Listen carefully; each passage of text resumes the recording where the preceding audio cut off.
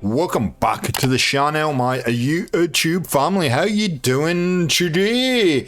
And I've just completed a playtest of Skull and Bones. As you can see, that is the closed beta right there.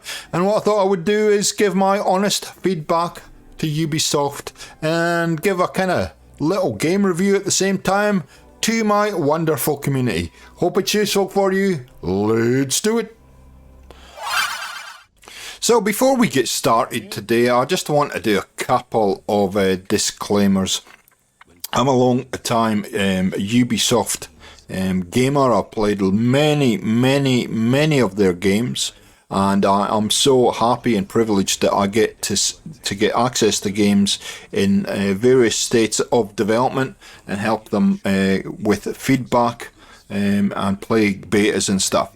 Having said that, that doesn't mean that it makes a difference to what I'm about to give you today and what opinion I'm about to give you. It makes no difference. If I think a game is good, I'll tell you. If I think a game is not good, I'll also tell you, regardless of kind of that long-term relationship I've had with Ubisoft over many years. The second thing that I would say is that today's video is my opinion, my own opinion, based on you know, what I've played and what I look for in a game. Every gamer is slightly different and looks for different things. So just because I might give you some negative feedback or some positive feedback on a game, it doesn't mean that the game's necessarily for you.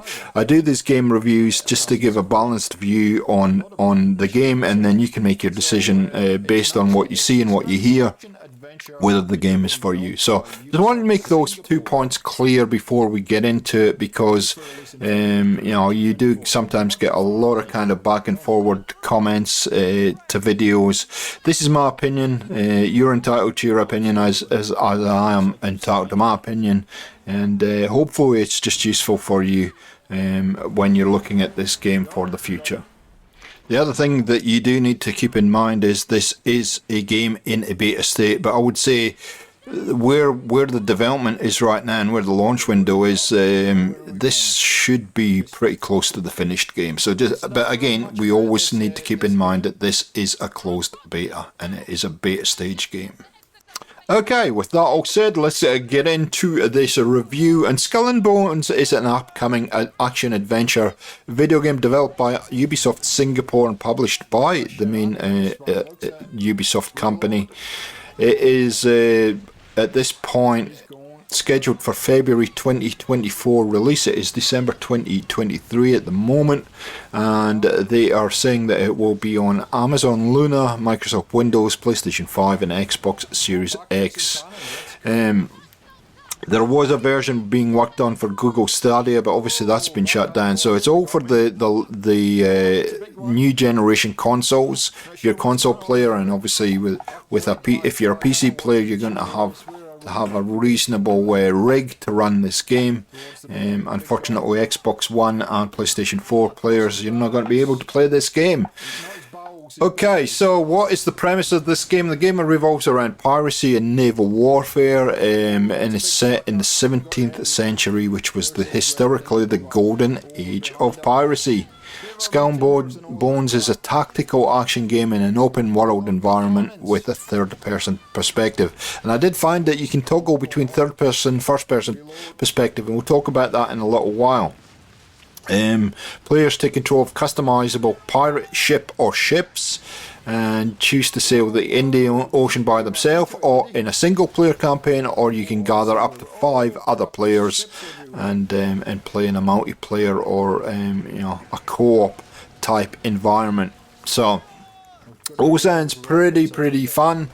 I've got to say, I had no real expectations coming into this game, other than you know, about 10 years ago or so I played a game called Assassin's Creed Black Flag, which was the first Assassin's game I ever played, strangely enough, and absolutely loved it. It still is one of my favourite Assassin's Creed games that I've ever played.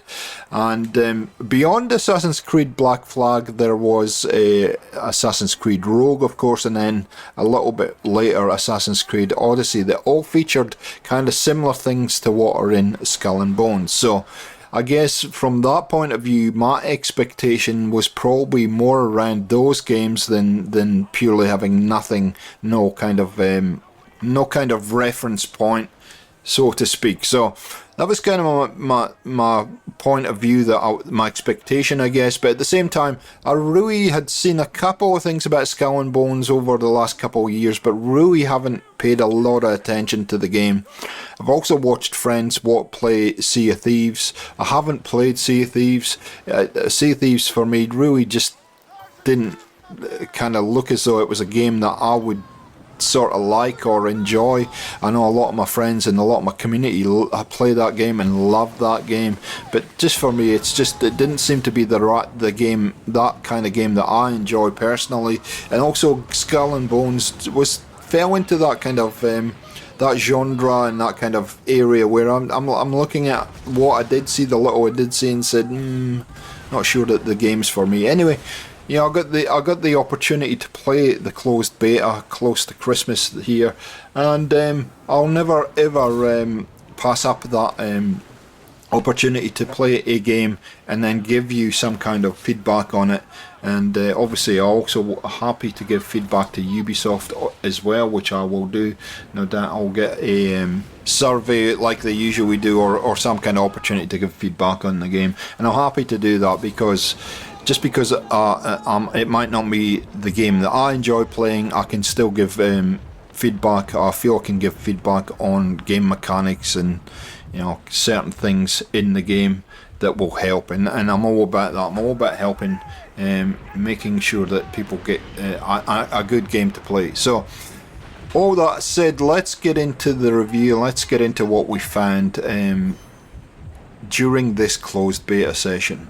I'm going to tell you up front, and I mentioned Assassin's Creed Black Flag. Skull and Bones for me just feels like a cheaper version of Black Flag. It just feels like a dumbed down version. I guess I was expecting something different to what my playing experience actually was, but the one thing that struck me in the first probably hour and a half is that this game's due to be released in February, and it feels very, very underdone. There's a lot of janky stuff, a lot of kind of weird stuff that just doesn't feel right for a game of its caliber, and certainly for Ubisoft. I'm extremely surprised at the state this game was in, given it's a Ubisoft game. Ubisoft are very, very good at having very, very good attention to detail, and this just seemed to fall short in a lot of aspects of the game, and I'll talk about that. Having said that, I felt a little bit like this with Ghost Recon Breakpoint, and we all know what happened on this channel about that. It's one of my favourite games, so that might be, my initial impression might be a bit of an illusion, or a bit of bit of a furphy. I don't know. We'll see. You can make your decision. One of the first things that I kind of noticed in the game is you really, like, for the first half an hour, 40 minutes, well, actually even a couple hours in, it's not always clear what the heck you're supposed to be doing and where you're supposed to be going. There was you would have seen, if you watched my first impressions video, you would have seen that I came across a section where I had to battle sharks, and I had no actual idea what I was supposed to do to battle those sharks. And given that when you're in that prologue start of the game, usually it's a tutorial start of the game, it usually points out what you're supposed to be doing. It didn't. I had no idea how I was supposed to kill these sharks, and in fact I had to go to an island, pause the game and look it up online, and when I get a game that I have to do that with, it instantly turns me off, and that should not happen. it should be explained how to do things very, very early in the game, so that you've got it in your head and you're set for the whole game. And the fact that it didn't really did kind of did get me in a negative mind frame. The other thing is that what I didn't find out, and I was sailing around, there are things that are floating in the ocean that you can pick up, but the indicator was so subtle that when you're concentrating on where you're going and what's around you, or you're battling sharks, those indicators are far too subtle. You don't pick them up. They need to be a bit more obvious in my eyes to see that actually there's a whole lot of resources there for you to pick up. I got to the island, I got to St. Anne's, and I got a quest. I went off on the quest where I had to chop down some trees, and again I couldn't get the indicator to work for me. And in fact, what ended up happening is I left the game in frustration, logged on the next day, and it straight away, as soon as I logged in and got the kind of continue button and got back to the point where I was, it gave me the indicator straight away. So again, there are a number of things that are just a little bit off and a little bit janky in the game as far as on-screen prompts. They need to be a heck of a lot more obvious than what they are. Even though with that situation where I was supposed to cut down wood, it gave an explanation, but the explanation just did not help whatsoever. Did not help. And then it throws you into this little mini game that again I'm not quite sure what I'm supposed to do. I mean, it was easy enough to figure out, but again, this just started to build the frustration I had with the game, and I just started to lose interest very, very quickly with a series of these things. Graphically, the game looks fantastic. They've done a really good job, and I expect nothing less from Ubisoft than a game that looks this good. I mean, if you've seen the recent Avatar game, it's unbelievable. And Ubisoft games are always generally look very, very nice. It is a very pleasant environment.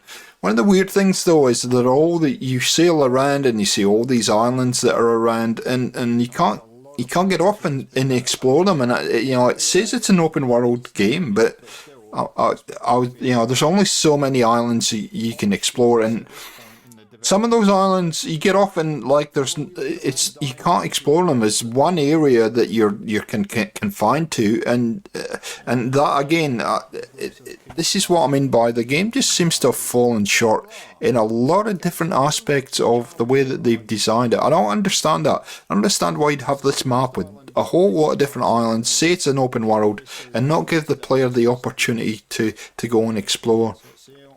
And even when you do explore, and again this comes back to Black Flag and how my expectations, I guess, is that you can't actually just park your boat anywhere you like in the environment, jump off the boat, swim to the island. There's this kind of weird transition onto the island, and you can't actually physically step onto the island or swim to an island. It's really, really strange how it's been designed. Really strange. Of course, there are all the normal things that you would expect from many of these type of games. There's lots of shops, there's lots of crafting opportunities, there's a lot of cosmetic things that you can buy or earn, and a lot of this revolves around improving your ship or getting better ships or building up a fleet of pirate ships, and also building up your notoriety and your reputation within the pirate community. So that's all pretty stock standard stuff. All works pretty simply and seamlessly. I have no complaints whatsoever how that all works. But it really doesn't work any different to any other Ubisoft game or any other open world game that I've seen in the past. It's pretty easy to follow. Now, you might be starting to get the feeling of exactly how my playing experience was during this beta. I've got to be perfectly honest and perfectly blunt.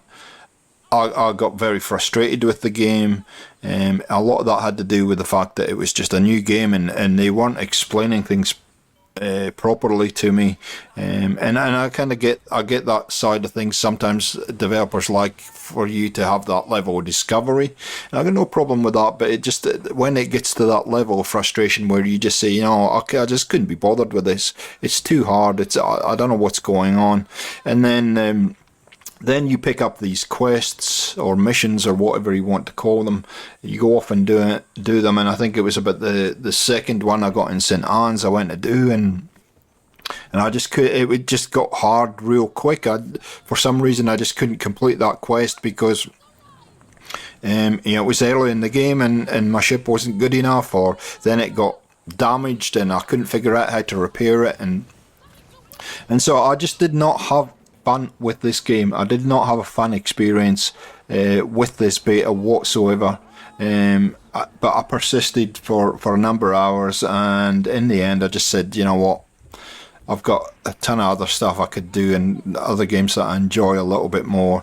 I'm going to go off and play something else, and that's kind of how my experience ended with the beta.